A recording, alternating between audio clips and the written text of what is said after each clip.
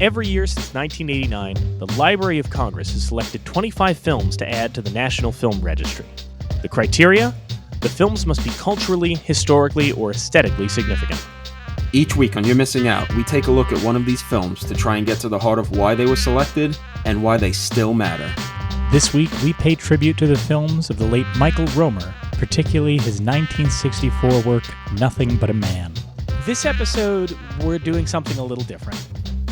For folks who, you probably saw it on your podcast feed or YouTube suggestions or whatever, so there's no with a guest credit. There's none of that. It's all us today, baby. Yeah, and I'm just actually going to take a second and I'm going to just fully pull back the curtain and explain why this episode turned out how it did. None of us are going to deny, I think, that the film Nothing But a Man is not the most widely seen film. It wasn't widely seen when it came out. It is not widely seen now. I think I only found out about it because of the National Film Registry when I looked into it years ago. I think the recent Criterion release has been helpful for it getting more exposure, but it's one of those things. It's like a David Holzman's Diary or something like that. It's more talked about than seen, and even then not talked about outside of film scholar circles. It's the Velvet Underground thing. Only 15 people saw it, but those 15 people went on to make, like landmark movies and whatnot. And when we were plotting out the season, I was like, I really want to figure out what to do for this, like whether it's a guest or what. And I remember Michael Roemer was actually going out on the road and presenting some of his films. And I actually had corresponded with the Yale Film Archives. Roemer was going to be at Yale and present his documentary Dying and take a Q&A afterward and everything. And I was going to go to that. I was literally going to drive out to the Yale campus and attend this thing. And personal circumstances arose where I was unable to do it. But, I really wanted to, whatever we wound up doing with this, was something that called attention to Michael Roemer, the artist. And then back in May, and weirdly, I was with Kyle when I got the notification that Michael Roemer passed away. Michael Roemer passed away in May of this year. Was myself, Kyle, and past guest of the program, the lady I'm marrying, and we were sitting down having dinner at, well, let's be honest, the place you should be when you find out about a landmark auteur's death. Planet Hollywood. Planet Hollywood, yeah. We were in Times Square, Planet Hollywood, which, by the way, they did not have. I checked, no props from any of Michael Roemer's films on the walls of Planet Hollywood. There's also plenty no of Spider-Man props though. Yeah, that's the only one. They've gotten rid of most of the props. There's no naked Sly Stallone anymore. There's nothing. But we were in Planet Hollywood, and I got this notification, and I got a little, obviously I was saddened that he had died, and I was also thinking about, how I had this opportunity to see him. But then the thing that really was the catalyst for this was I'm not going to say the publication. I don't remember all the details of it, but the obituary that I pulled up was written in a very almost dismissive way. Like it's not unreasonable to suggest, or in the obituary, that Michael Roemer was not the most widely known filmmaker. But I remember passing this over to Kyle, and like something about the tone and the verbiage just almost had this energy of somebody going, yeah, I guess this guy's supposed to be important. Like it felt very dismissive in a way that I did, I mean, you remember, Kyle, I passed the phone over to you. I think you felt the same way. Like it just felt very... just not the way you would, not the way that you would describe a lot of our typical auteurs in that regard. And I remember you being very flustered. Didn't even realize that it was a director that we were going to cover in the registry in the way that they were describing him. It you know what it sounded like sometimes, and we've talked about this on the show before, like even American cinephile culture, even as it's gotten more international, is still really, really, really ignorant to Indian cinema, right? Mm-hmm. And so when you hear somebody who is like an American cinephile talk about Indian cinema, particularly like a notable person, you just hear them kind of go, "Yeah, and apparently this guy's a big deal. He made a bunch of movies over there, and like, did you know they still run? Apparently, like he has this one movie that people like where he plays soccer or some shit, and like they just run it in a theater every day. And you're like, you talking about Shah Rukh Khan? Like you should know who these people are to some degree. It had that energy to it. So that's when I sort of got this idea, and I think I was texting Tom and talking to Kyle about it at the table of like, when we do this episode on Nothing But a Man, it shouldn't just be about Nothing But a Man. It should be kind of a tribute to Michael Roemer in the wake of his passing, and an opportunity to kind of talk about the filmography of this director, and kind of encourage people to not just check out Nothing But a Man if they haven't already, but also the other works in his filmography. So what we're going to do for folks checking it out is we're going to talk about Nothing But a Man for a little bit, and we're going to really get into the film that we will get. I was going to say spoiler heavy. I don't know. This is not really not the most spoilerizable movie. Spoiler alert! It's not easy to be black. Spoiler alert! Yeah, it's like it's neorealism. You're not really like, there's no twists and turns. But then we're going to devote the second half of this episode. Myself, Tom, and Kyle each picked a film in his filmography to watch and kind of present to the room and talk about, so you guys can get a sense of the other films that Roemer made, and try and seek them out. If most of them are on the Criterion channel, as I was talking to Tom, some of them got a Vinegar Syndrome Blu-ray release. They're not the easiest to find, but they're not the hardest to find anymore either. So we hope that folks will see this as an opportunity to really dive into the life and career of Michael Roemer. I would normally kick this off by saying, when was the first time you saw or heard of this film? But Kyle already indicated he not only hadn't heard of it before the season, had not heard of it while we were working on the season.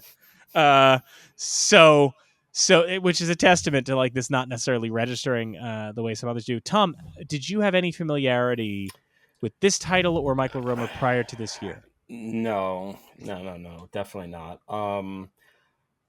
I definitely heard the name, the Trouble with Harry. The Plot Against Harry. The Trouble with Harry. The Trouble with Harry is the Alfred Hitchcock film. Okay, see, that's why I always think that. I'm like, is that not an Alfred Hitchcock movie? But I've heard that title before, but nothing. It just somewhere in the ether it happened to show up. I don't know. Never heard the name. Mainly because there's another Roemer that cinephiles will talk about before this guy. Yeah. Whether right or wrong, it's just the way it is. There is another Roemer, and I've heard of that fella and his cinema before. So Michael Roemer and Eric Roemer are kind of the Paul Thomas Anderson and Paul W.S. Anderson of who's independent Paul auteur W.S. cinema. Which one's Paul W.S.? I'm going to say Eric Roemer just to see more people get mad. I just want to... I mean, listen, I'm into it. Truly, Claire's knee is the Resident Evil of his filmography. So he's more of the wife guy than Michael Roemer? I don't know anything about Eric Roemer's personal life to say whether that's accurate or not. But yeah, not a iota of Michael Roemer in my life up until this point. And like I say all the time, didn't know what the movie was going in, went in blind. That's my preferred way of doing things these days. And it was definitely I don't know if pleasant surprise is the right word, because that sounds almost condescending, but it was a nice little gift to be given during this season of a movie that I hadn't heard of or seen before, and really vibing with it in a way that I wasn't going to expect, especially if like I was pitched what it was before I watched it, an almost Cassavetes-esque indie film about working class black people in Alabama, Birmingham / the surrounding areas. I would be like, okay, I'm into that kind of stuff, but it's the '60s. It's Cassavetes hasn't even really nailed his voice just yet at this point. How much am I really gonna dig it? And then I watched. I'm like, wow, he out Cassavetes. I mean, in Uh, fairness, Tom, with this one, you can out Cassavetes just by casting actual black people. well, yeah, not a So. single ounce of shoe polish in sight. For folks wondering about that, go back and listen to our episode on Shadows. We spend a lot of time about the and choice made there. I think a little bit of that, and maybe seeing this maybe gave John a bit of the old I shouldn't be doing stories about black people anymore. And good choice, John. Not the greatest output from you. So yeah, Cassavetes-esque movie before, but I would have been like, okay, but how good can it? I'm like, no, this is actually like really, really, really good. You could see why it was such an important movie for filmmakers. Obviously, not a blockbuster in any particular way, but the people that saw it, it really made an impact on them. Enough so to be in the 5th year of the registry. So clearly, filmmakers, cinephiles, film, whatever, anybody who was in there who loves film was like, this has to be one of the ones we get to now. Of crop 101 to 125, it has to be in there. One of the first 125 movies in the registry, got to be there, and you get it, not just for the movie itself and the tendrils that it sort of laid out, especially in '93 with the new indie boom happening, but Spike Lee and John Singleton were blowing up at this point. We already had Do the Right Thing, Boys in the Hood. Malcolm X was just released or about to come out. I think it was released in '93, right? So, Yeah. These two guys in the midst of the big indie boom are, exploding the very idea of what black movies can be. Even, you got to give credit to Mario Van Peebles too, with like New Jack City, and his work. It was a big time. So don't even fucking start with Solo. We're a serious podcast now. But I thought it was. It's one of those movies where I don't have to like the one we did last week, hide my feelings about the movie until we stopped recording. You know what's going to be awesome is I don't know what order these release in, so that people don't know which one we recorded last week. This could sound like an indictment of a movie you really love, or this could be the first one that drops. And last week you've been gone for 3 months. Well, this will be a good game for them because they can start listening and being like, which one does Tom not actually put any like objective like praise on? Because I think it's the only one where I don't actually say anything about the movie. All right. Let's talk about this movie. Yes. So before we actually get into this, because there's one element of this I really want to talk about, and I think we're going to have some time with, some fertile ground with, this incredible cast. But before we do that, before we talk about Nothing But a Man, let's hear what the National... Yeah. Let's hear what the National Film Registry had to say about Nothing But a Man. Nothing But a Man. Michael Roemer directed the story he co-wrote with Robert M. Young about a black railroad worker in Alabama, Ivan Dixon, who falls in love and marries the local preacher's daughter, Abby Lincoln, while trying to maintain his self-respect amidst the racism of 1960s America.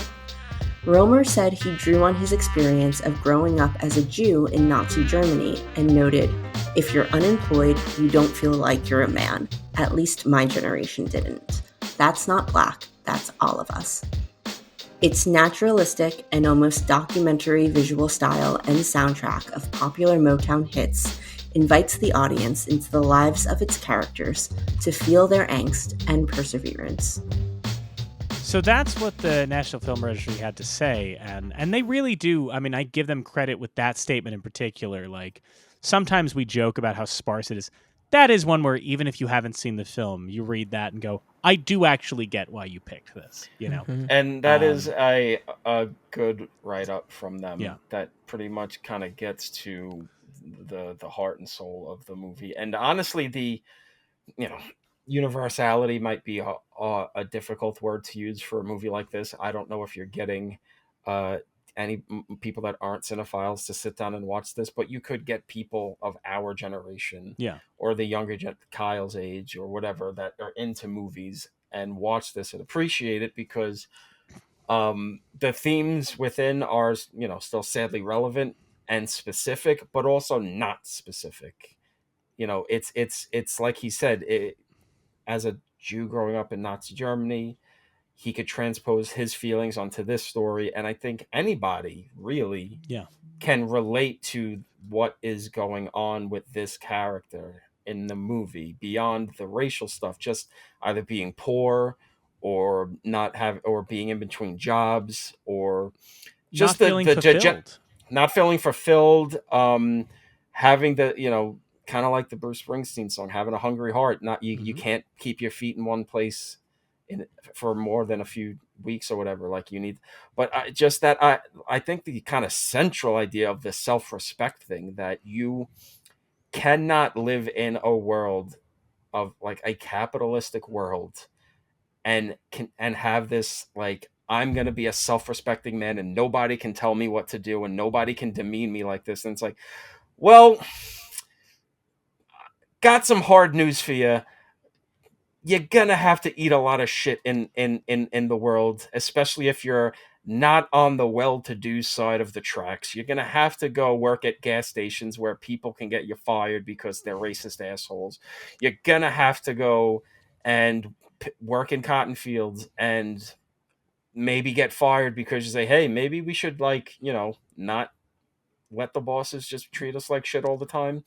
Well, I think too, to that point, Tom, and I really want to, before I wanted to talk about the cast, but I really want to latch on to what you're saying there about the employment thing, because I think that's so important what you're getting at, this idea of this is not a movie about it is a movie that deals with racism, but this is not a movie about racism. This is a movie about dignity, right? Yes. This is a movie that it's a movie about dignity and class, I think. It wouldn't matter. The racial elements are there, but it's a movie about the complexity of dignity. That's what I think is so interesting about it, is that it's not a triumphant story about, oh, this man fights for self-respect and he finally gets it. He earns the respect of XYZ. It's actually confronting something that I think a lot of people at the time this thing came out and now would maybe have trouble with, which is with him, right? With our main character. And it's something you see in a lot of people who, particularly, and again, I've brought this up before, like I spent time in sort of activist circles, things like that, where you're like, there's certain guys where you're like, there's a lady doth protest too much element to how much they're kind of going like, I'm not going to let anybody tell me what to do. I'm not going to let anybody, I'm not going to let, and you're like, buddy, I think deep down, something in your own house ain't right that you have to fix. And I think that's what's so moving about this film is the journey that he goes on all the times, whether he's standing up to the boss, right? Or he's standing up to the guy in the gas station or anything like that. None of that matters as much as him finally going, you know what? I'm going to take responsibility for this child of mine. Yeah. And you know what? I'm going to, like, recognizing that whether he recognizes it consciously or unconsciously, like, a thing that you almost want to sit a lot of people now, at least I do, down now, where it's like, where you want to kind of go, like, one thing I'll say, and I want to give this, I want to, not to get personal, I'm not going to air anybody's dirty laundry, but one thing I want to give Tom credit for in the many years I've known him is how often when we talk about things, Tom will just fully break down and goes, yeah, okay, here's this thing that happened in my personal life, and this is why I react to this thing this way. There's not, instead of like necessarily falling into the trap of going, it's all external forces that are ruining my life. It's all, no, let me tell you, objectively, that guy that I almost fist fought was a complete asshole. It's like, no, okay, something else is going on, and I'm just going to own that. And I think it's really remarkable, or even to hear Roemer talk about this the way he does, which is like, and yes, if you listen to longer interviews, he will talk about capitalism and a capitalist system. But like the fact that he taps into something that is an important idea, which is the idea of like, when you don't have a job, when you're unemployed, that really weighs on you and you feel like you don't have a purpose. Or if you have a job that's unfulfilling, you feel like you don't have a purpose.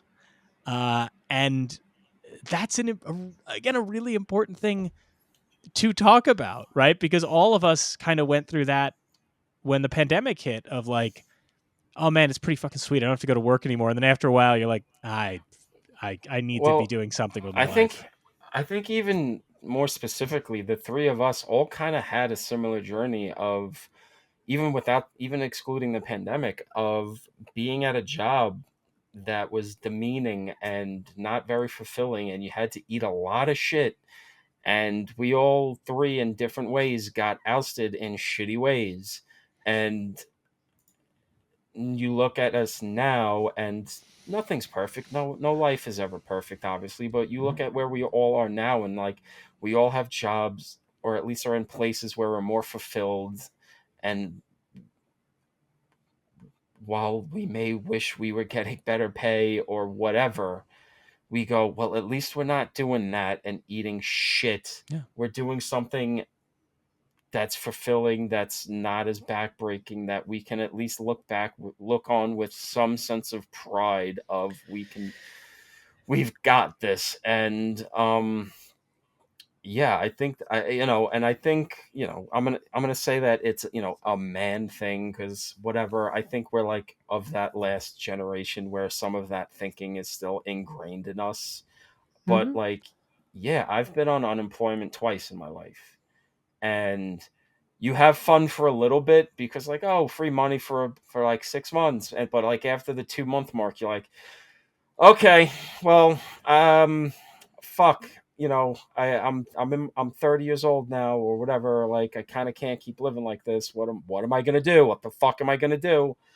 And I'm sure this feeling is amplified more when you're married and or you have children.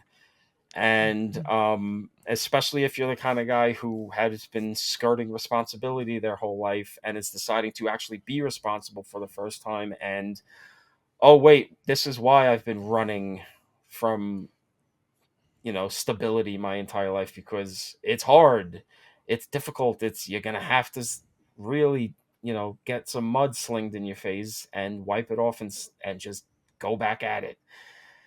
And yeah, in some ways this is a very anxiety producing movie, because even without the gas station scene, it's just like, yeah, I've been there. I've been there. I've had to eat the shit.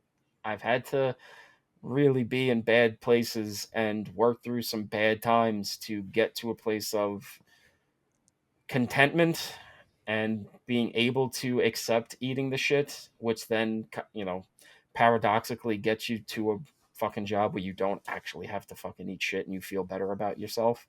But yeah, I think that's why like it feels so universal, because especially now where it's like tangibly, evidentially proven our generation, work-wise, economically, is worse off than the generation before us.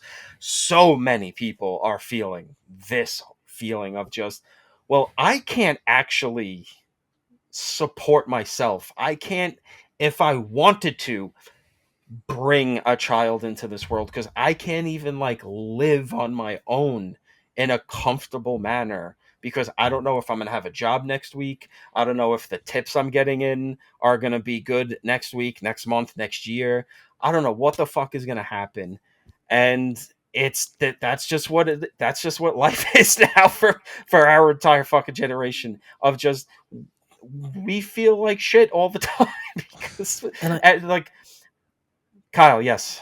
And I think it's a testament of Roemer as a filmmaker, because between this and the film that I'm going to talk about later, Vengeance is Mine or Haunted, depending on which one you find, these are people that are depicted and go through very real struggles, very real human struggles. And these are things that I feel like other filmmakers have stereotyped in the past or are just very obvious, right? It's just like that typical, like, oh, black man working, not really getting that buck.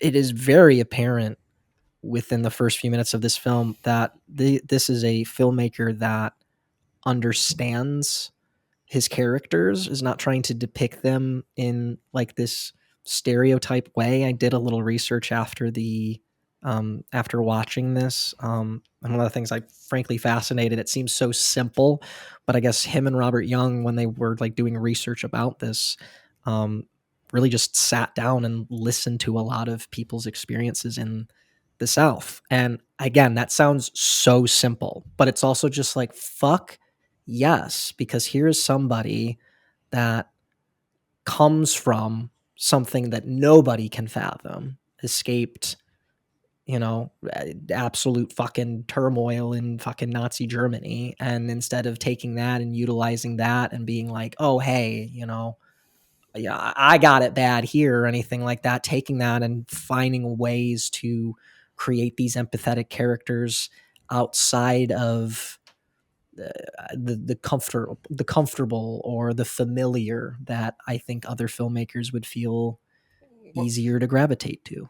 Well, we see it a lot nowadays. I don't want to say a lot, but it's an easy indie thing to do, which is the poverty porn.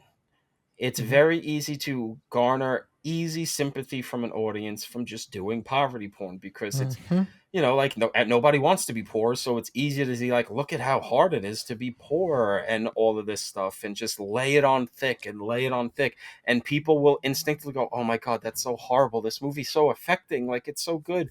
And you watch it and you go, if you like either know people in that situation or just have basic fucking functioning brain cells, like, you go, this is just phony and fake. There's a reason why, he maybe didn't stray outside of his sort of East Coast white people thing, but Cassavetes' movies, when he hit his stride, hit hard because it felt honest and real. There's a reason why I go to bat hardcore for David Gordon Green, especially his earliest stuff, George Washington, Undertow, things like All the Real Girls. He goes into a place, listens, and builds around that. Even you look at pre-divorce, the Safdie brothers were like that. Heaven Knows What is one of the most affecting movies I've ever seen. Just simply because they listened to this girl, her stories, her life, and just told the story. Sean Baker, another guy. Yeah. It's so easy to make a movie about sex workers and just go for the easy sympathy or be very judgmental, and he just doesn't do that. I mean, who else would have the basic empathy or sense to go make a movie about transvestite prostitutes in LA, shoot it on an iPhone, and make it as funny and empathetic as it ends up being? And it's all simply because he listened. And this is an anecdote, or at least a tweet that I reference a lot, which is, somebody said, nobody gets mad at Michael Mann for making Ali because he did the work. But I also, I think you said something there, Tom, where you said, to not make the film judgmentally. But, I think actually part of why this film works so well is it is a bit judgmental, right? Insofar as like, you're talking about poverty porn. Yeah, I detest those movies that are like, the quiet dignity of the poors. Part of the reason I have a distaste in a way for what I described earlier is the folks within some of the activist circles is they talk very high-minded about people they have not interacted with in any way, right? There's, to reference a tweet, there's a tweet that says, and I forget the actual original people referenced in it. It might have been about the Palestinian crisis. The tweet was like, some good-hearted folks in the left have a real noble savage approach to blank that I find really uncomfortable. And that is a thing. And what Roemer does in this film that I think is so good is there is absolutely no noble savage element to it. there is no moment, even with like the conflict between Ivan Dixon and the preacher father, right? The preacher father-in-law, if you will, about, well, sure, you're more successful than me, but that's because you've kind of sold out. That's not played like Sidney Poitier giving the speech and Guess Who's Coming to Dinner about, you and your whole stinking generation. That's a scene you watch and go, well, this is just not a productive conversation.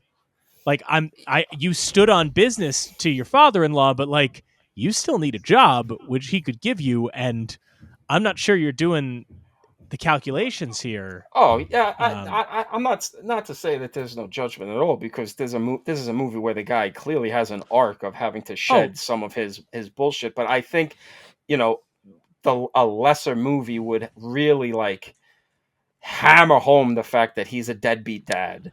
To be clear, I was saying that more in the sense of, I think a problem with some movies now that try and do that is they're not judgmental at all, and they make it entirely like, no, you don't understand. These poor innocent souls, they have done nothing wrong.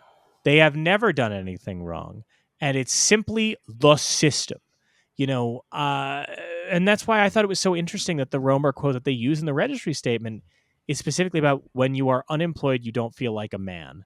And that's not a statement said in the sense of like, because capitalism must be crushed or anything like that. It's more just like, yeah, man, it sucks not having a job. And most people want to have jobs. Like that's really what it boils down to, is like, it wouldn't have mattered if you created like a robust social safety net for this guy. He wants to feel a sense of purpose, right? Like there is no answer within, whether it's the texts of Adam Smith or Milton Friedman or Karl Marx, that would necessarily solve this guy's problems. He needs to feel a sense of purpose and a sense of self-worth. I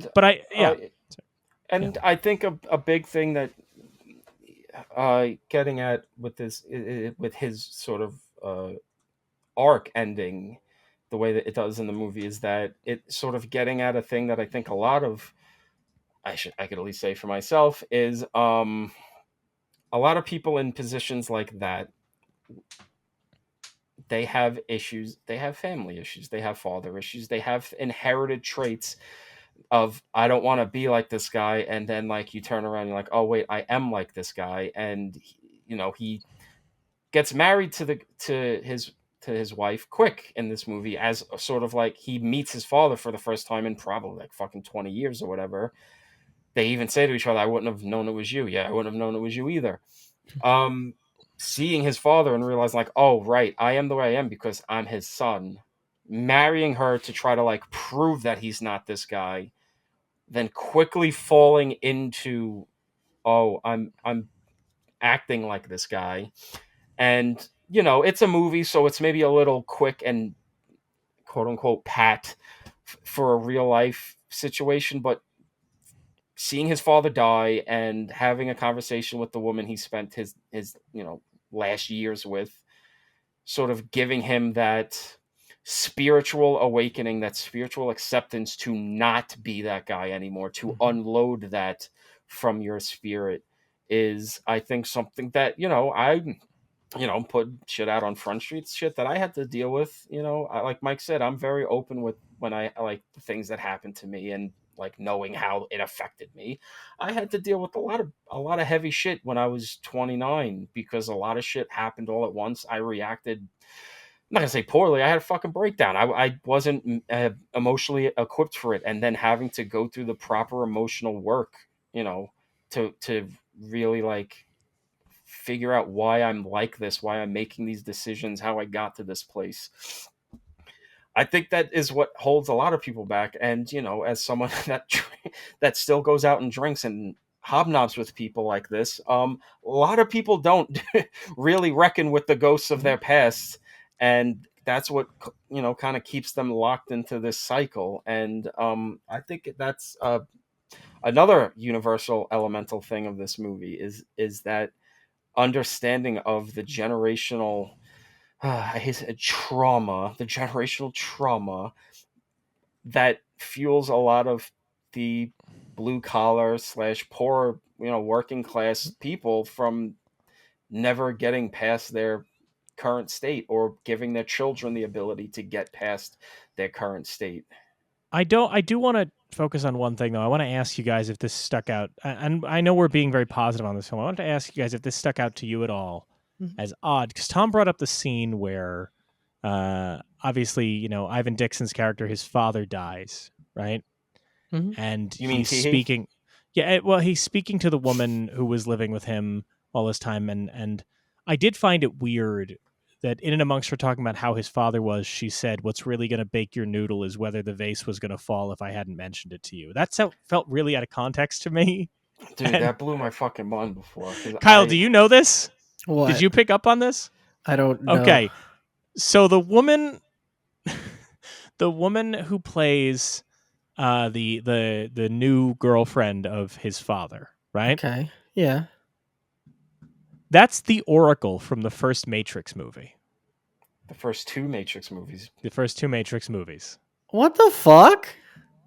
Right. Yeah. So this is something I've been meaning to get into. So this movie has an insanely stacked cast. This movie for Black Hollywood in the 70s and 80s is like The Outsiders. You know how It's like when you Dazed and watch like Confused. yeah, when you watch Wow. Coppola's The Outsiders, you're like, wow, every single one of these people just like has a massive great. It's like that. So it's not just now. Tom already acknowledged that Duff's father is played by Julius Harris, who was Teehee, the villain in the James Bond film Live and One Let of the Die. villains, because One the of the villains, main yes. villain is also in this movie. Yes, and yes, Yaphet Kotto, so. But the thing that I think is the most interesting, well, a couple things, and obviously Ivan Dixon. Now I'm going to say something that weirdly, so our podcast audience relatively young when I look at the demographic info, but our YouTube audience is some older folks and some retirees. So to our older crowd, you guys are going to enjoy this. The younger folks will be completely lost. Ivan Dixon played Staff Sergeant James Kintlow in 145 episodes of Hogan's Heroes. That's his main claim to fame. The main actor in this film was on Hogan's Heroes. He also did 2 episodes of Twilight Zone. But he is represented in the National Film Registry not once but 3 times. In Whoa. fact, here's the thing that I thought was wild. I looked this up, and the name anybody who plays a name character in this film, excluding like 2 extraneous white guys, every person that plays a name character in this film, with the exception of 2, are all represented in the National Film Registry in multiple films. They all have multiple, and we've talked about in previous episodes, like, I can't believe this person's only in the registry once. They all have multiple. So I wanted to just like kind of take you guys on this ride for a second. Yeah, sure. Talk through this cast. So Ivan Dixon Jr., who plays Duff, is in the registry 3 times, twice as an actor and once as a director. So Ivan Dixon is in Nothing But a Man. He is also in A Raisin in the Sun. And he directed The Spook Who Sat by the Door. Whoa. Right? Okay. Now, next, we have Abby Lincoln, who is Josie, right? The wife. Now, she is only represented in the National Film Registry for Nothing But a Man, but that is because she was not really an actress. She did only 3 films. She did this. Then she did a movie called For Love of Ivy with Sidney Poitier and Beau Bridges. And she got a Golden Globe nomination for it. She may have done more than 3, but the 3 that I have here is she is in Mo Better Blues as the mother. So she's in Mo Better Blues. Whoa. But she's only in the National Film Registry once currently. However, she has the distinction of being in both the National Film Registry and the National Recording Registry. Ooh. For the album We Insist, an album by her husband, Max Roach, that she is on. So that's that. Third in order, let's say, is Yaphet Kotto. Oh, as he's Jocko, who is in the registry for both Nothing But a Man and, of course, Alien. yeah. We have Leonard Parker as Frankie, who is in Nothing But a Man and Malcolm X.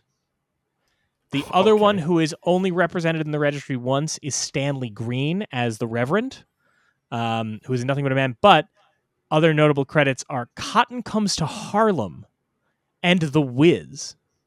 Now let's go to Eugene Wood as Johnson. We've already talked about a Eugene Wood film, and we will talk about a Eugene Wood film next season. He's in Nothing But a Man, Cassavetes' Shadows. Oh shit, that's where I recognize him from.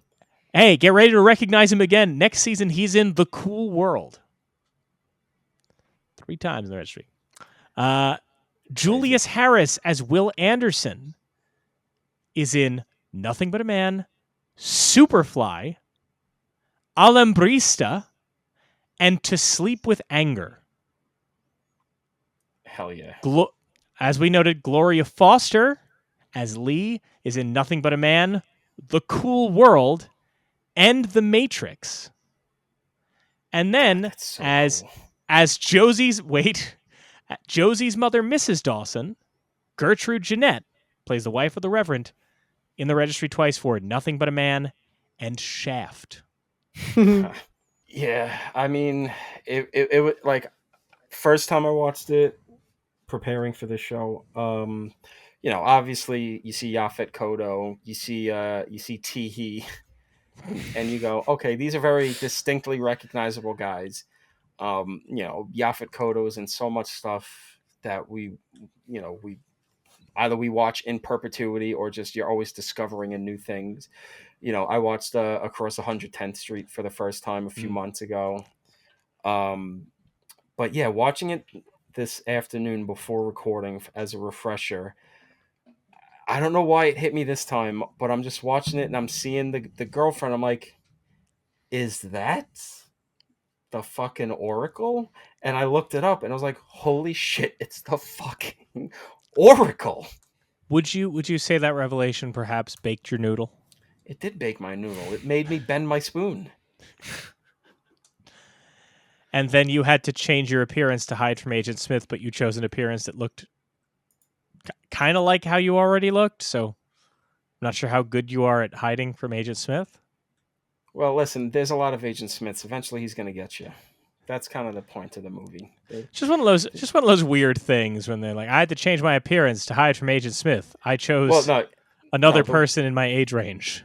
No, the one that annoys me the most is in Matrix 4. They should have made instead of having Agent Smith be reskinned to Jonathan Groff, it should have been Samara Weaving. Like, yeah. I'm sorry, that's just like, it's like, it looks enough like Hugo where you're like, all right, I see how you get from Mr. Agent Smith to Samara, but like, you just get another white guy? Like, come on, be a little more creative here. Samara is right there. I see her on Shudder all the time. She will accept the call. I was gonna say she's right there and willing. She's willing to work. She works a lot. She will take the call. Like, I'm gonna be honest here. She will accept. But yeah, no, this is like what I before. Just this. You could look at the tendrils cinematically of the way this movie. Obviously Spike Lee clearly loves this movie. He cast half the fucking people in this movie and stuff he's done. But I'm sure that the current guys of like David Gordon Green, Sean Baker, the Safdies, any of these indie guys where their whole thing is getting into a place, using like non-actors and just having this like documentary feel really come out. But it's that like it's the fact that they had the eye to just get so many of people that, well, yeah, may not be household names at the end. Yaphet Kotto's easily the biggest quote unquote star of the bunch, but people that did like tangible, substantial stuff in their career, to the fact that they're either in the registry multiple times or they had, really effective careers outside of the film industry, like Josie. It's one of those. It's sort of like a perfect storm of just everything really working, of thematics and subtext and text working together to make something that lasts eternally. I know this is a thing that we talk about a bit, but I get a little twisted about more, is that too many indie films, then sure, but now more often than not, tend to just look like shit. I'll be honest. Like, they tend to just be like, well, we didn't have a lot of money, so we kind of just, it's like, all right, but guys, like, I'm gonna be real here. I'm sure Romer didn't have the fucking budget of like craft services for the Matrix, and like, he made a movie that like is clearly independent and small, but like, it is filmed well, it's Oh thought yeah. out, it's I shot had well, a edited well. Like, it's like you seeing the reason why a Cassavetes or George Romero, who doesn't get talked about enough as an indie uh guy that kickstarted this whole thing, and it's the reason why, you look at the guys from the indie boom of the 90s who are still doing work we care about, Quentin, Soderbergh, compared to, Robert Rodriguez and Kevin Smith, is those two guys care about making the movie look good, where the other two guys were like, well, I have a backyard. well, I, to your point about the look and the feel, like one of the things that really struck me watching this. Actually, before I say that, I want to make one note. One thing I didn't mention of Abby Lincoln's credits. I said she only did 3 films. I don't know why I said that. That's wrong. But That's because you're because an one idiot. notable thing she did is she is in a film that I actually submitted to the registry. She is in The Girl Can't Help It, wearing a dress that Marilyn Monroe wore in Gentlemen Prefer Blondes, which is a wild thing. But no, about the look of it, a note that I had watching it was I wrote down, I said, I love that this movie looks like The Defiant Ones, but sounds and feels like Mean Streets. Yeah. You can, I don't often like to talk about movies as like merely a transition point, or like talk about it as like a missing link in evolution, but like this really is just like, Oh yeah. Because you watch that opening credits and it feels like, I was thinking about it, like the opening credits of like all these men working and then going to the bunkhouse. It's shot like a Paul Newman movie, right? Yeah. Like it feels like a Paul Newman movie. It feels like Defiant Ones.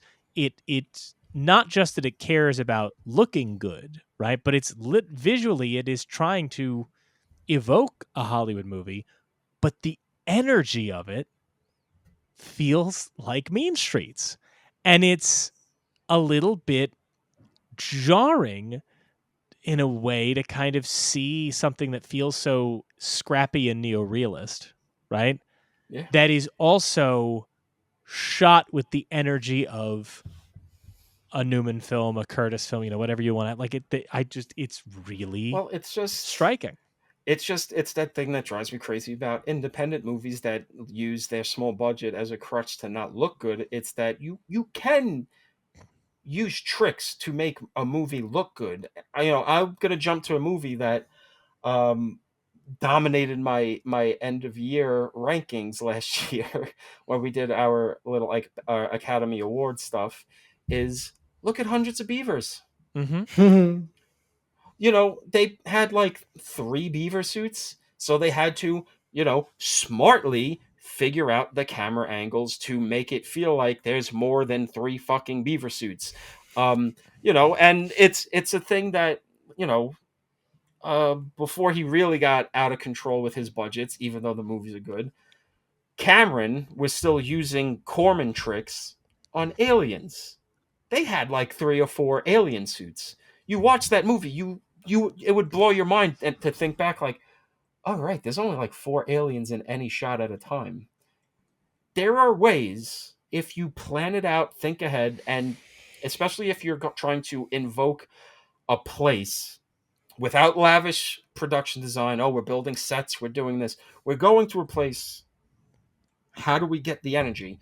Figure out the shots, figure out how you're going to edit it, and you can get that shit going without needing $100 bajillion. There's a reason why I love these movies, but the sense of place and time in The Irishman or Killers of the Flower Moon don't have the same sort of living in the moment punch that Mean Streets or Taxi Driver have, because he's got a lot of money and he's fabricating a lot and he's just throwing money to be like, oh yeah, put this thing in to make it feel like this. Where in Taxi Driver, it's just like, well, we're not getting permits for this, so we're just gonna capture this. Or Mean Streets, oh, we're just gonna have De Niro actually put a bomb in a mailbox and just have him run away before the cops show up. It's you might have to break some laws and do some shady shit, but like you can.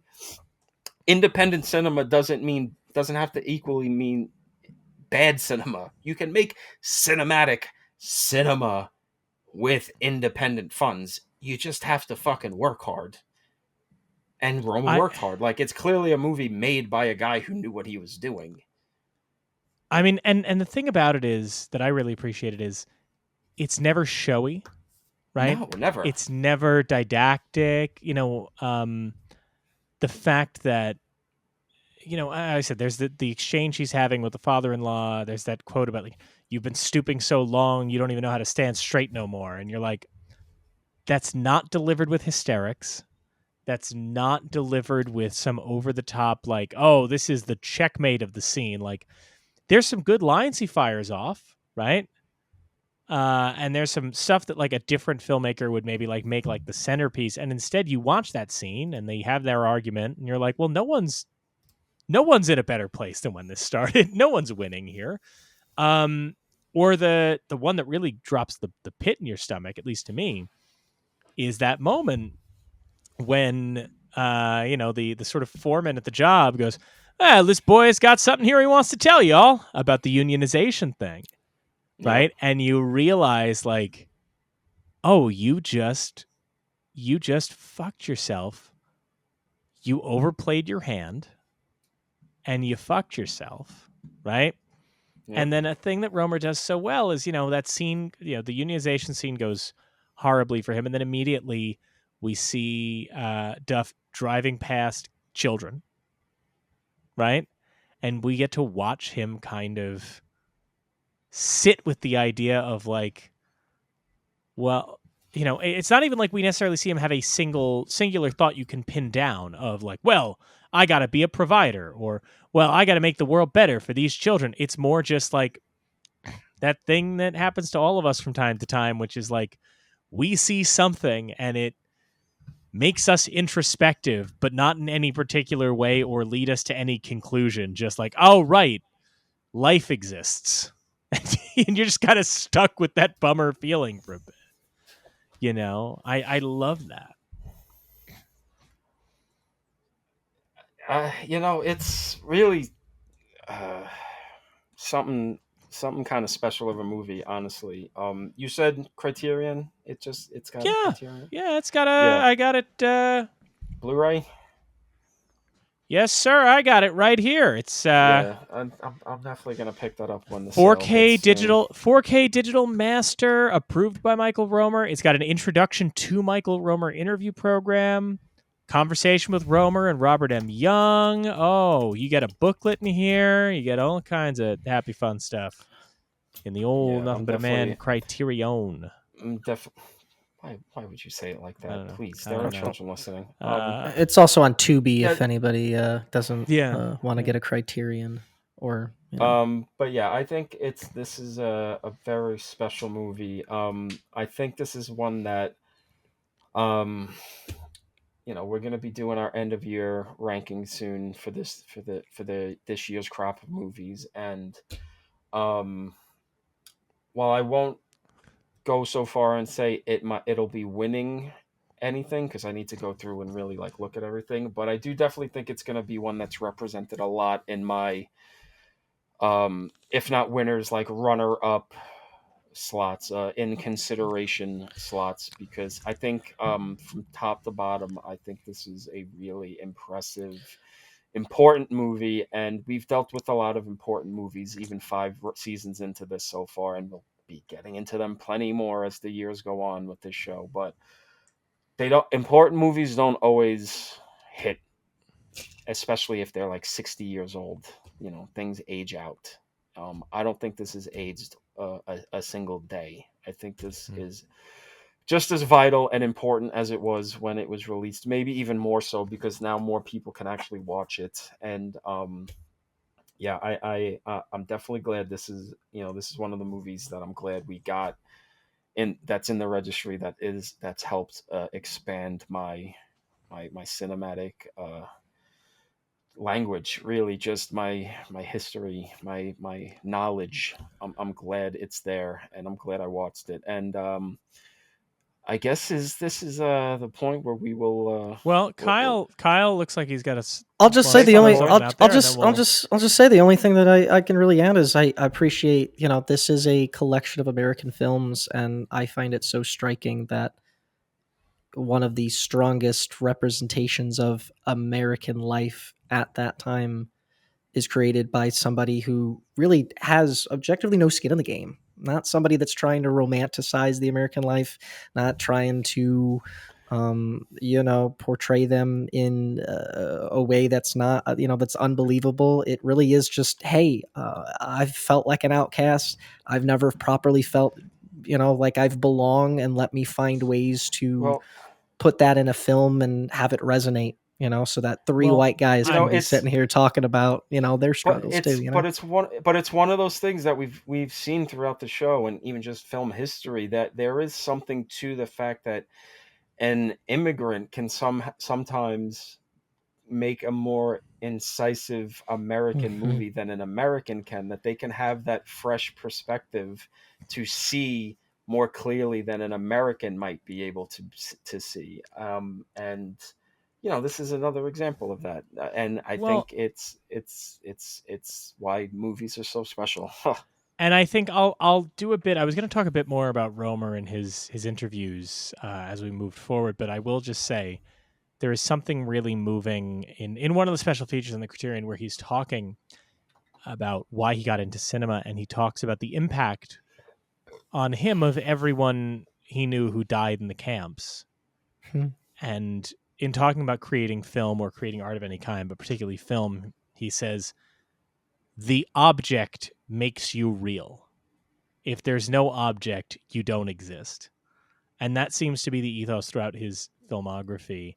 But before we get into that, it's going to make this one real easy. Not winding down because we've got another segment to do, but winding down on Nothing But a Man, as we always do. Real easy one. Tom, how do you think Nothing But a Man did at the Academy Awards that year?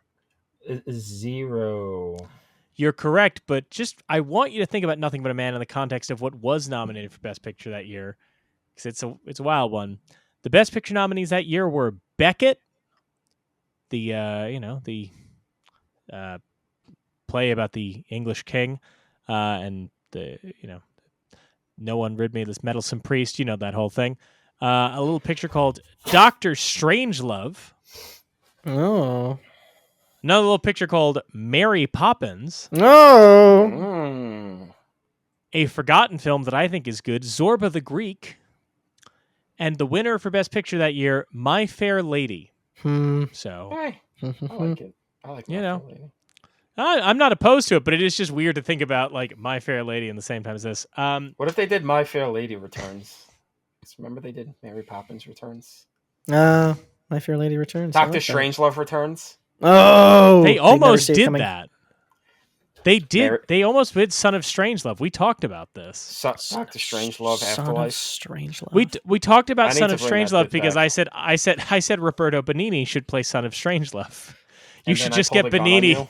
You should just get Benigni. No, because it was on our Dr. Strangelove episode, and it was you and Connor just started naming more and more Peter Sellers movies that he should All right, do. that's right. It being there, Afterlife. Yeah, you did. No, you did Son of Being There, and then I remember Son Connor of- just going Son of the Party.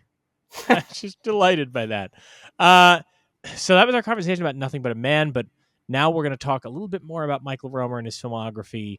We each picked a film of Roemer's to talk about, to watch and discuss, and I want to be clear. I want to give everyone here credit because I was the last to choose, and I threw out the 3 titles for us to choose from. There's like because he made a few shorts and there's one other film that I just could not track down in any capacity that Christopher Lloyd is in that was like a TV movie. Mhm. But I picked these 3 titles. I threw them out there, and I had a real expectation for what Mike was getting when these 2 picked, because we got one movie called Vengeance is Mine. We have an organized crime movie called The Plot Against Harry. And then we have a documentary called Dying. And I just kind of was like, well, I know what I'm getting. And I was wrong.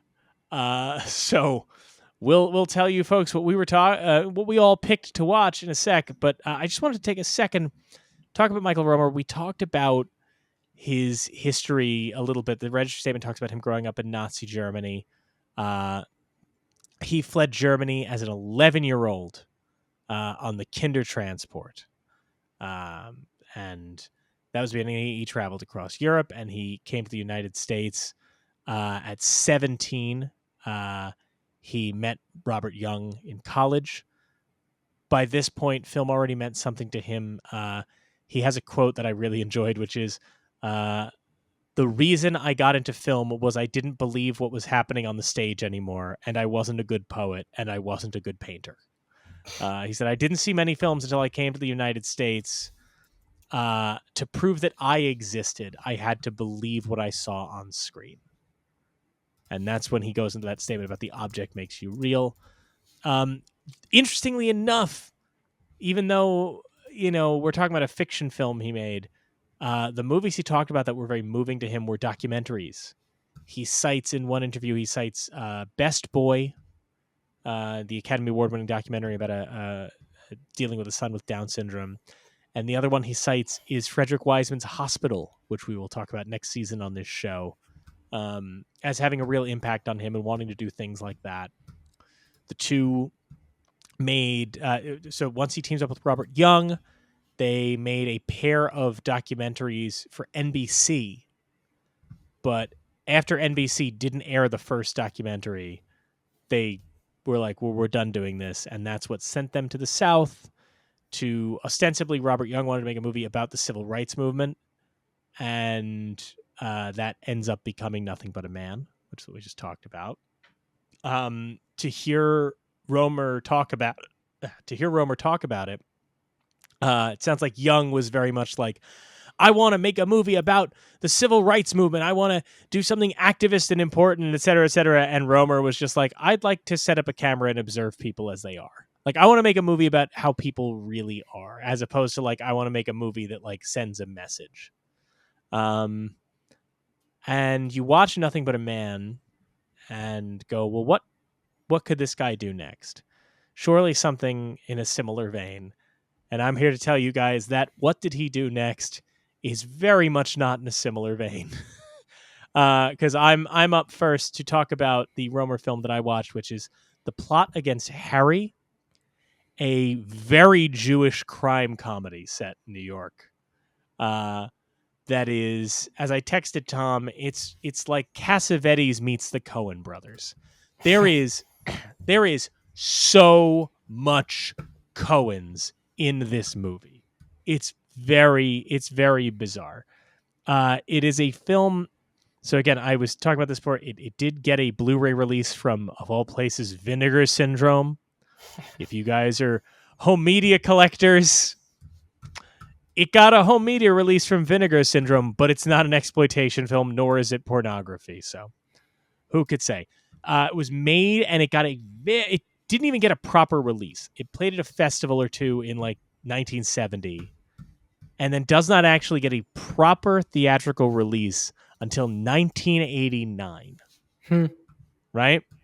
This is a movie made in 1970, doesn't get a proper release until 1989. And I say that because it does, in fact, get nominations at the Independent Spirit Awards in 1990. Whoa. Which is really weird, considering you watch it and it's very much a movie made for no money in 1970. You do see, when you watch it, there are elements of it that are similar to Nothing But a Man. The opening credit sequence looks very similar, but from a plot standpoint, it's so different.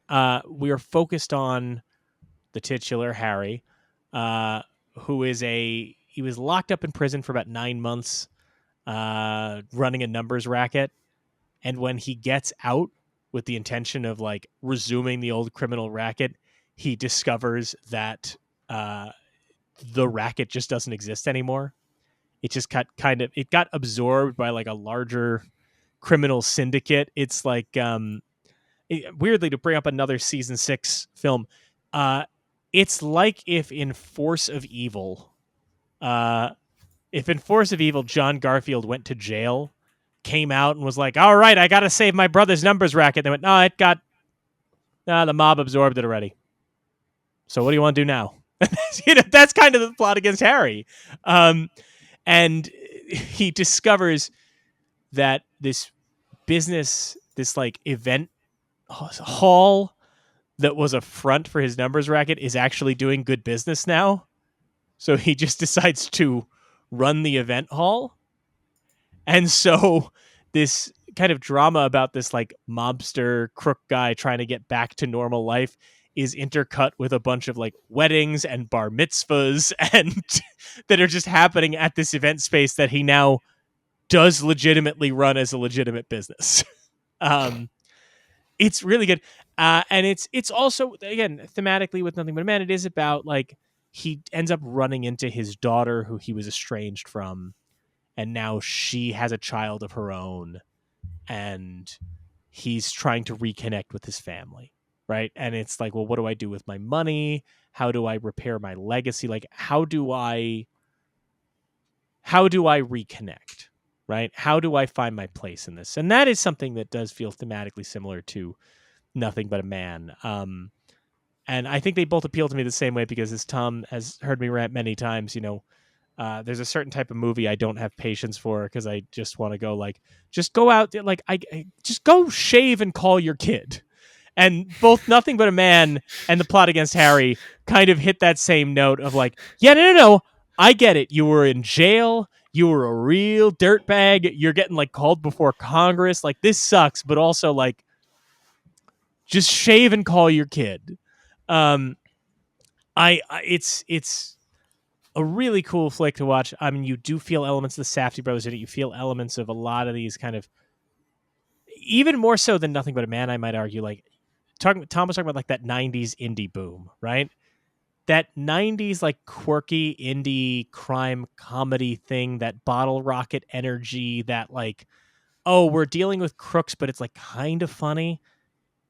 That is really present in this. That is so much a part of this. So you can almost see why it got released when it did, like why it got its proper release, because watching it, you're like, right, this feels like the movies that are in vogue now. By the way, a little thing you might appreciate, Tom. Henry Nemo, the star of The Plot Against Harry, also appears in Song of the Thin Man, the final Thin Man movie. Oh, hell yeah. So you got that. I will say one thing that is a little distracting for me personally watching this movie. It was deeply distracting is, so Harry has connections. Harry's Jewish. He's dealing with a lot of Jewish characters, but he has connections to like the Italian mob, right? And his main connection is to a crime boss who's like the off-screen antagonist of this movie in a way, like the off-screen kind of bad guy luring him back into crime, whose name is Salvador Natali. And I just like, there's an early scene in this film where he's trying to shake down some guy and he goes, hey, you know my friend Natali? Yeah, I'm going to go out. I'm going to call Natali about this. And I'm just like, it was genuinely like when your dog hears its name on the TV. I just kept going,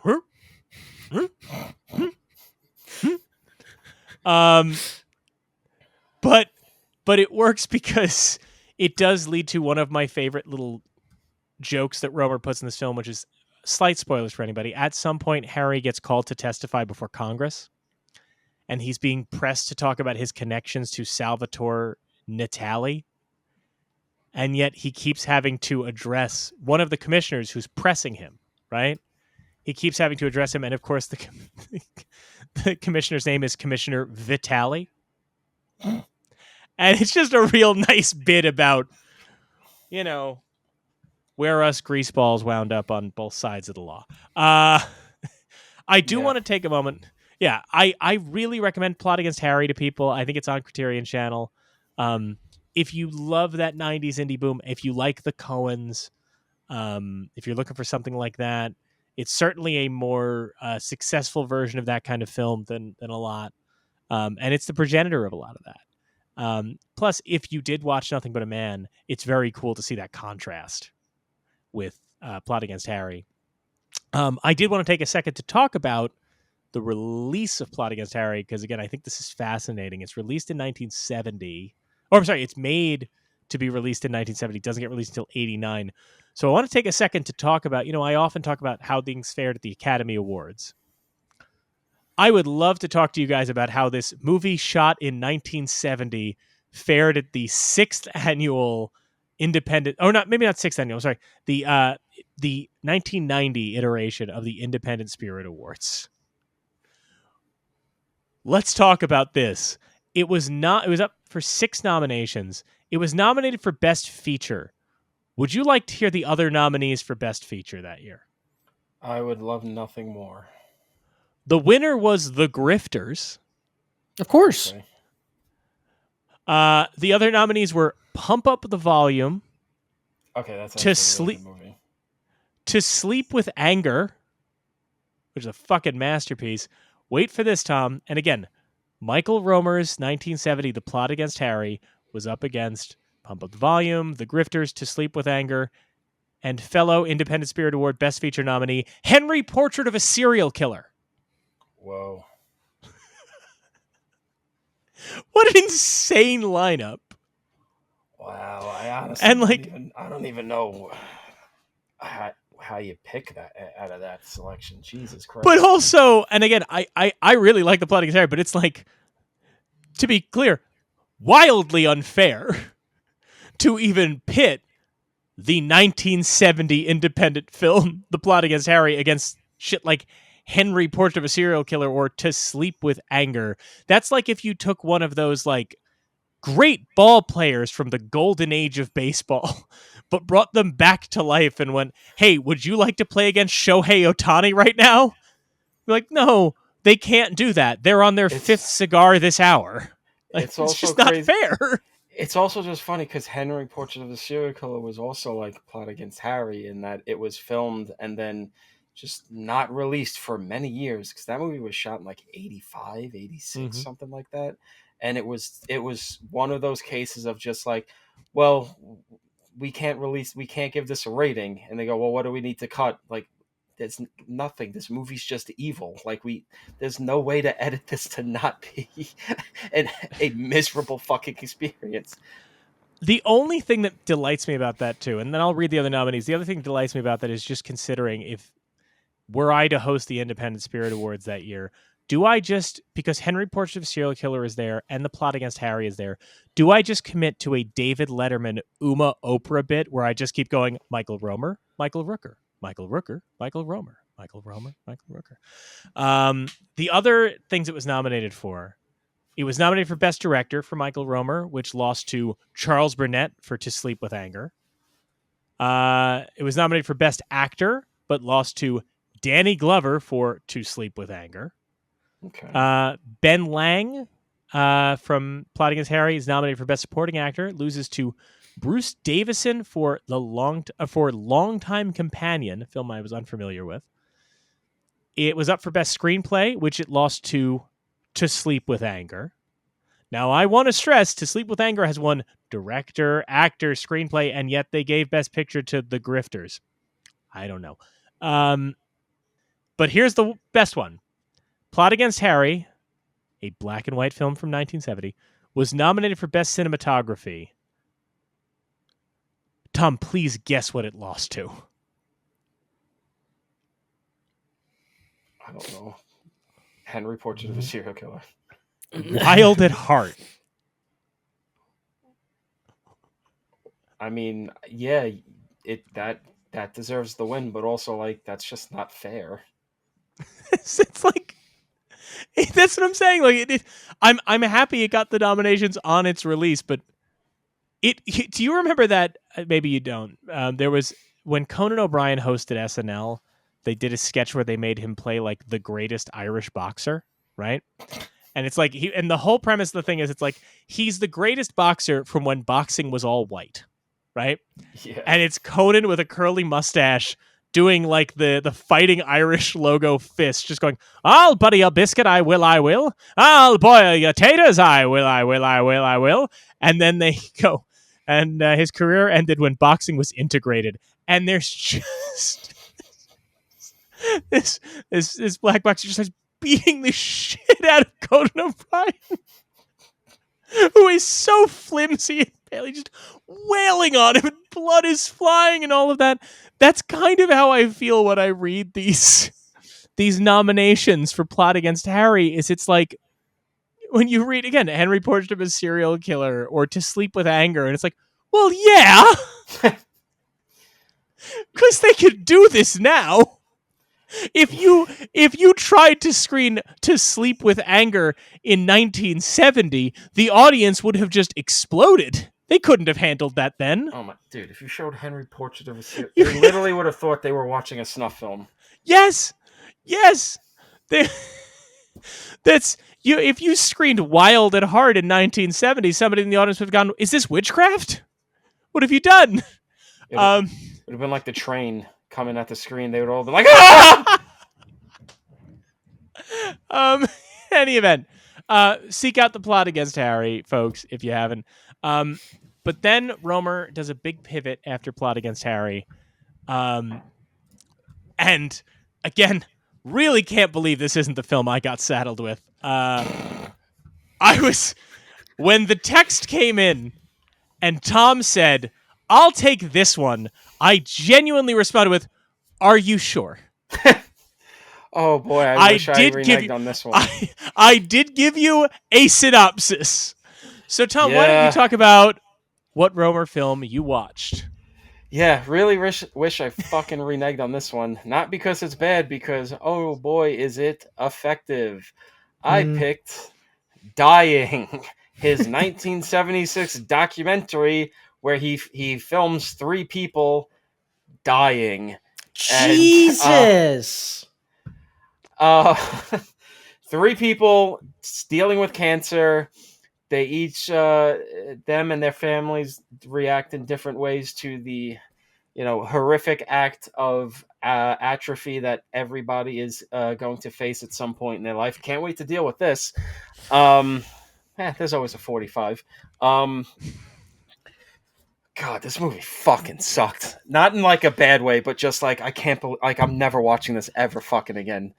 Okay, so it was made for PBS, so this is a TV movie. And it's all right. It's not like fucking they shot death row footage and you're watching people get fucking electrocuted to death. It's not Michael Roemer's Faces of Death. It's not Michael Roemer's Henry Portrait of a Serial Killer, which I would watch. Although honestly, to be fair, I could see the connective tissue between Roemer's work and Henry Portrait of a Serial Killer. Which is a weird thing to fucking think about, but okay. I should watch Henry again. No, I shouldn't. That movie's horrific. Okay, so it's cut into three segments basically. And it's like, even though it's a documentary, it's very much like Nothing But a Man, in that it's very experiential. It's very just lifelike. There's no plot. It's just, here are these people. They are dealing with terminal cancer, different kinds of cancer, but terminal cancer. They are going to die. And you see the physical toll, the emotional toll. The first segment is, I got to bring this up to remember names and whatnot. Middle-aged woman named Sally with brain cancer. She's getting care, and she's like half of her body's paralyzed. And it's, oh God. She has to go spend the last days of her life being cared by her old mom, and she dies. Like it's like, and every time one of these segments ends, it's just like, and Sally died on this day, and you're just like, God fucking damn it. Okay, on to the next fucker who's gonna die. Next one, the second one is this guy Bill. He's in his 30s. He's got brain cancer, like, or some, I don't fucking know. Yeah, I think brain cancer, and he's getting constant treatment, like really like edge of the cutting edge stuff to try to really like beat this and blah blah blah. And as he's dealing with this, Romer's also focusing on his wife Harriet, who is ooh, how do I put this politely? A real fucking bitch. I hate to say it because like, oh, it's hard to really understand how you would react in a situation like this, watching your husband slowly wither away and die as you have 2 kids and they have to watch their father die. But this is a woman who, as her husband is dying and getting like days long treatment where he's at the hospital for days at a time, she keeps going to the doctor, just being like, I just wish he would die now, so I could get over it quicker and I could get remarried and have someone else take care of the kids. I don't want to be a single mother. I'm just like, he's right there. The man's dying of cancer. Show some fucking decorum. Jesus Christ. What the fuck is wrong with you? I know that's not what he's trying to get across. He's being like very non-judgmental. It's like, this is what the woman's dealing with. This is how she's reacting. Yeah, it's normal to want to like make sure your kids are taken care. But the man is right there. The man you married and said you'd love until the day he died. Seems like you're kind of getting it a little bit before he died, before you fucking started ending the vows. You're looking for an exit, really.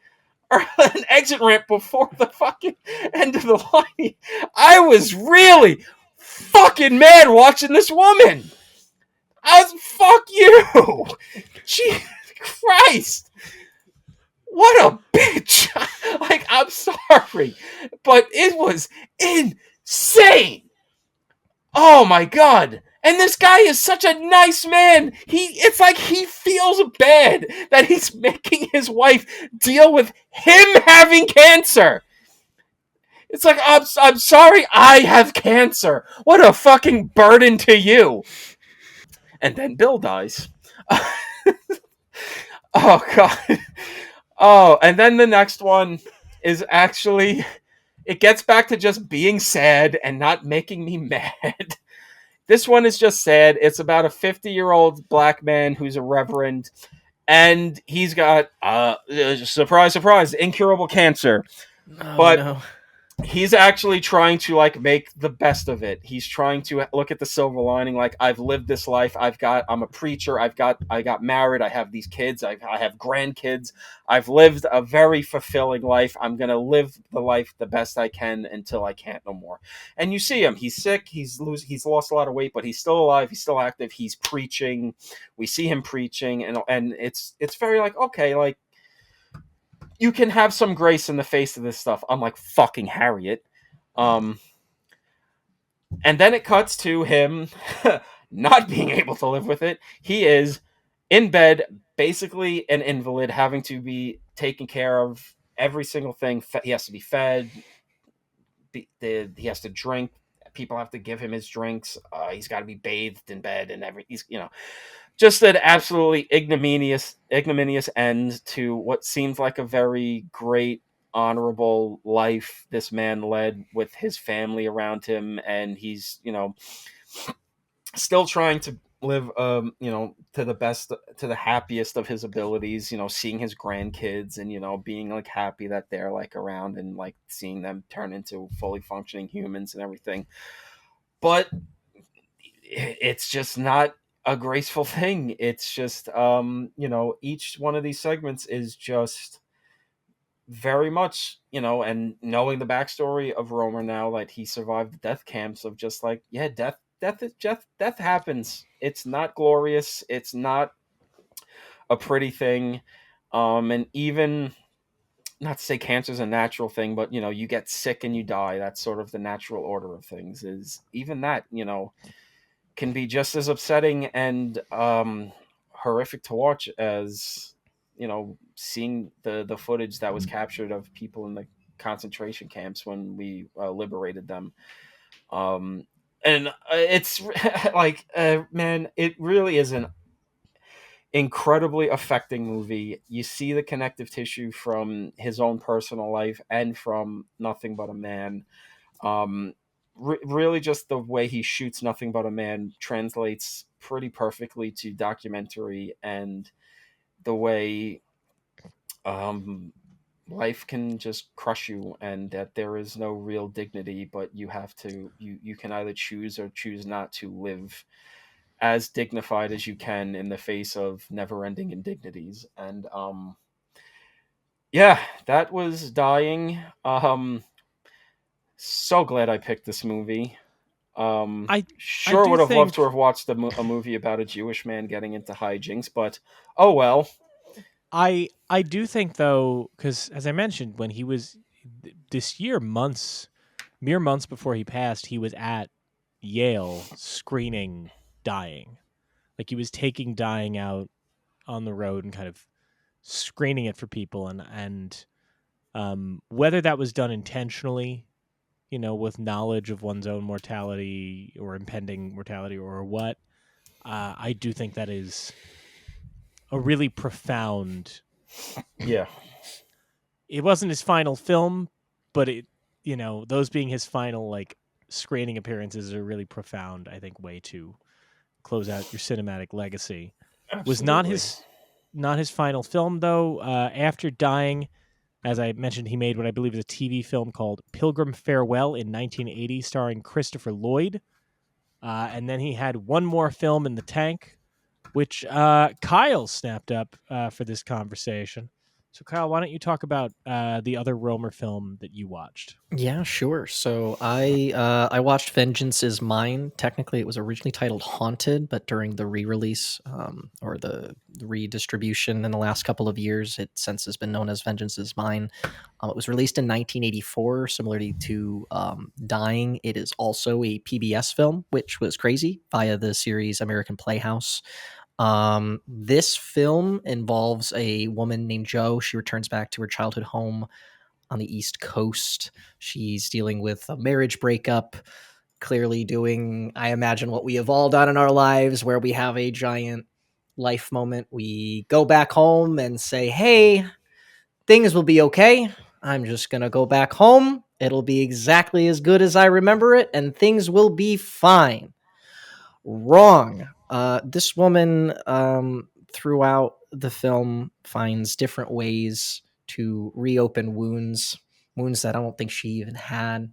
The main focus of this film involves her and an ex-lover who is now married and has a child, and truly just the relationship between all four of these people, the relationship between Jo and the wife, and the wife's continued debate over whether she is truly insane or just a jealous, a jealous wife who is afraid to lose all that she has built, right? The relationship between Jo and Jackie, the little daughter, and obviously the threat that female to female relationship builds towards them. The ex-lover, who truly kind of just exists, is neither like macho man nor like the total piece of shit, but truly is a net neutral in regards of watching these two women just absolutely just emotionally beat the shit out of each other. Does absolutely nothing to help them. And by the end of this film, as you're watching these relationships pull and pull, twist and turn, and you're really just trying to figure out where to put these emotions without giving too much away, it does not give you a satisfying resolution. It frankly doesn't really give you a resolution at all. It truly is the equivalent of throwing you into the shit, getting out the other end of it, and not necessarily having closure, but knowing that what you have experienced has fundamentally changed you, has altered you. So I found this film incredibly fascinating. Feels very much like kind kind of in the vein of a typical horror film or like a thriller film of like, are they actually crazy? Is there something going on? Is it just people having problems communicating their feelings, right? This is technically the first film that I watched before Nothing But a Man. So this was really my first understanding of what a Roemer film was. So the bar was pretty high. I was very shocked. Apparently the distribution of this film is pretty non-existent up until recently. I think there was a theatrical restoration in 2022. I read that what you had mentioned, Vinegar Records, is yet again another distributor for this film for some reason, but was not particularly well known at the time. There have been a couple of quotes recently from revisits. There's one from Screen Slate that called it a shattering domestic tragedy observed with anthropological calm. One of my favorites from the Harvard Film Archive indicates that if Nothing But a Man was Roemer's testament to survival or social survival, Vengeance Is Mine is his testament to emotional survival. And it's true. You are probably not in the same way as dying, but you are emotionally drained by the end of this film because you are like, God damn, can these women just catch a fucking break? Yeah, incredible film, very grounded, still kind of somewhat relevant thematically. But yeah, I was just very much surprised that despite how much shit these women go through, neither one of them are sort of treated as like the good villain or the bad hero or the bad villain or whatever. They're just human and insecure and navigating life and trying different tactics to do so. And a lot of them don't work. And you never really get that closure that you are hoping for in films, which is a nice change of pace in a way where you're not like, okay, I know how this is going. And it's like, no, you don't, because they don't really know how it's going to end. So yeah, as a film that came out essentially as a television movie on PBS, incredibly profound, heavy stuff, fascinating performances. So I hope that people kind of take a cue from this. I mean, this gave us an opportunity to dive into Michael Roemer's filmography beyond just Nothing But a Man. I hope that this encourages other people to dive into that filmography as well, to check out these films. I mean, as we've indicated here, although it's a small collection of titles, there's such a diversity of styles, of genre. There's a lot in there, and I hope that us doing this has encouraged some people to check that out. I think, none of these things got the distribution they should, and while it is sad to have lost Michael Roemer this year, I think it is positive that he was able to see these films get at least some degree of recognition, some degree of release. These Blu-rays we're talking about all feature interviews with him and an opportunity to speak about the work and be recognized in that way. So I think that's the silver lining here. But as much as I think we all hope you do check out these films, do that in a little bit. Right now, stick around because we'll be right back with our picks for the National Film Registry. The National Film Registry isn't some fixed object, frozen in time. It's always growing, adding new titles every year. These annual selections are made by the National Film Preservation Board, with members like Martin Scorsese, Alfre Woodard, and Leonard Maltin, and representatives from organizations like the Academy, the DGA, and the AFI coming together to debate and decide. But they don't just pull titles out of thin air.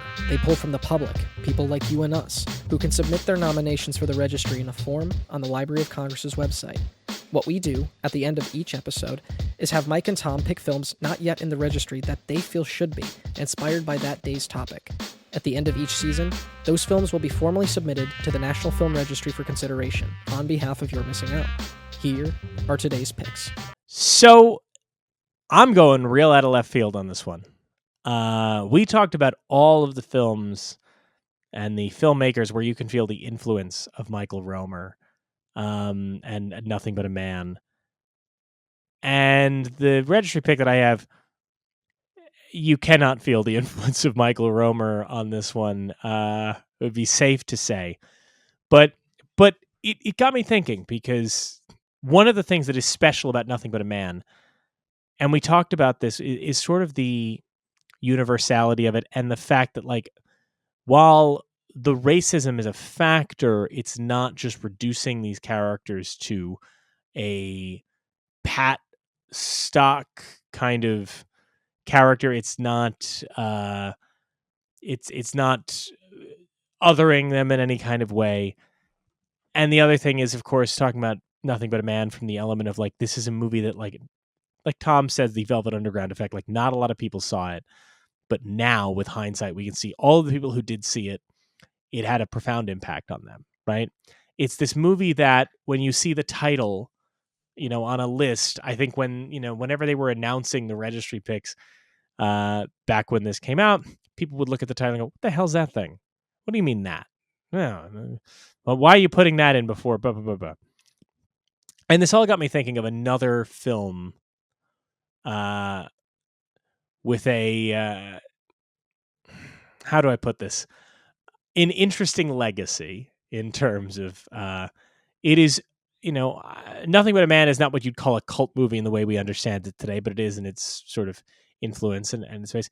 This is my registry pick is definitively a cult movie, that also, let's say, deals with uh, a a young black man needing to find his confidence, and needing to find his sense of self-worth. Let's say needing to find his glow, if you will, because my registry pick for this episode is another independent film, with a rich influence, which is, of course, Berry Gordy's The Last Dragon from 1985, directed by Michael Schultz. It's no, if you watch Nothing But a Man, this is really grounded in neo-realist. You're not going to get that out of The Last Dragon, but The Last Dragon is a surprisingly special little film. It's hokey. It's hokey as all get out. It's a cable TV classic, but it is a movie that also goes out of its way to avoid every possible stereotype. In a weird way, it feels like an exploitation film, but it also just never actually leans into the easy option on this stuff. It's a fascinating cultural object, and it's also a thing of, how do I put this? It's a movie that I grew up watching and just assumed it's one of the many films that I saw on cable and nobody remembered. And the amount of times in my adult life I have encountered people referencing it, and I was watching, Jay Farrow had like a Showtime show, and I remember the trailer like explicitly mentioning Timac and Bruce Leroy, and being like, "Well, okay, we're expecting folks to know this." Amber Ruffin dressed as Sho'nuff at one point on Seth Meyers, so you see this thing kind of like has this influence here, and I do just think that for whatever reason, the connective tissue was there in my brain of, they are both films, again, independently produced films that spoke to a Black American experience, despite the fact that they were not directed or produced by Black Americans, that also are not the movies you would expect them to be when you read the synopsis. You know, and have both had these long tales of influence that I don't think anybody would expect, and in places that you wouldn't expect.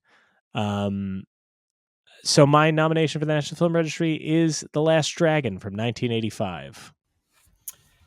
Well, slight pullback of the curtain here. I managed to find out that that's what Mike was picking for this episode, which helped open my mind to the possibilities of picks for this episode. Because I was struggling a bit, like, oh man, like I want to get like a neorealist docudrama sort of thing, black cinema or something like that. Try to find something in that lens. What could I do? And then I found out about The Last Dragon, and I'm just like, oh, okay, so I don't have to worry about that shit at all. And it opened my mind to my pick, which came to my mind immediately after I saw what Mike picked. And I was like, okay, this is actually going to be my pick. And it actually works. Thematically, it actually works. It may not be neo-realist, but there is a grounded quality to it, which is part of the reason why it has lasted this long. And like Mike, it was a cable staple for me when I was a kid growing up, lower middle class in Brooklyn. There was a lot of watching TBS, TNT, whatever, USA when we were kids. And going to school in Brooklyn, a lot of cultural crossover. So there was a lot of stuff back then that I watched that I didn't think was like specifically black movies. And then I grew up and I'm like, oh, really? You guys, like, you future cops didn't watch this movie like I did? And they didn't. But it is a movie about a young man having to sort of find himself, dealing with not having a job and what that does to him, the ideas of masculinity and what it means to be a man,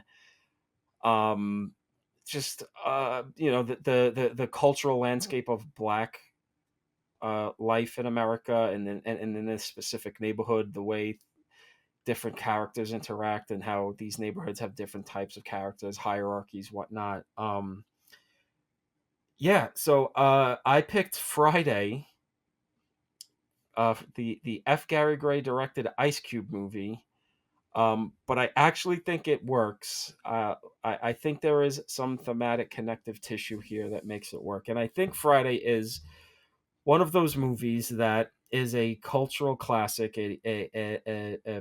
There's a reason why it has lasted this long in the cultural consciousness, especially in black spaces.